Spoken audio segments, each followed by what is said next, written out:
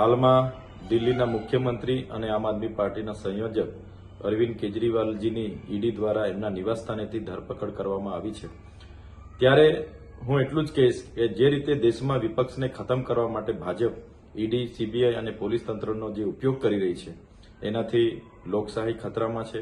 અને આજે પૂરા દેશમાં જો ભાજપ કોઈનાથી ડરતી હોય તો અરવિંદ કેજરીવાલજી અને આમ આદમી પાર્ટીથી ડરે છે। ત્યારે ભાજપને ડર છે કે આવનારી લોકસભાની ચૂંટણીમાં અરવિંદ કેજરીવાલજીના પ્રચાર કરવા અટકાવવા માટે આ એમની ધરપકડ કરવામાં આવી છે। ત્યારે ચૂંટણી જાહેર થયા બાદ જ કેમ એમની ધરપકડ કરવામાં આવી એ પણ ખૂબ મોટો સવાલ છે। ત્યારે આવનાર દિવસોમાં જે લોકસભાની ચૂંટણી છે અમે પણ પોતે ઉમેદવાર છે। આમ આદમી પાર્ટી જે પણ ઇન્ડિયા એલાયન્સમાં એમને સીટો મળી છે તમામ સીટો પર ખૂબ મજબૂતાઈથી લડશે અને અમે એમને કહેવા માંગીએ છીએ તમે અરવિંદ કેજરીવાલની જે તમે ધરપકડ કરી શકશો પણ એમના વિચારોને ક્યારે તમે બંધ નથી કરવાના અને અમે પૂરી તાકાત અને પૂરા જોશથી લોકસભાની ચૂંટણી લડીશું અને જીતીશું।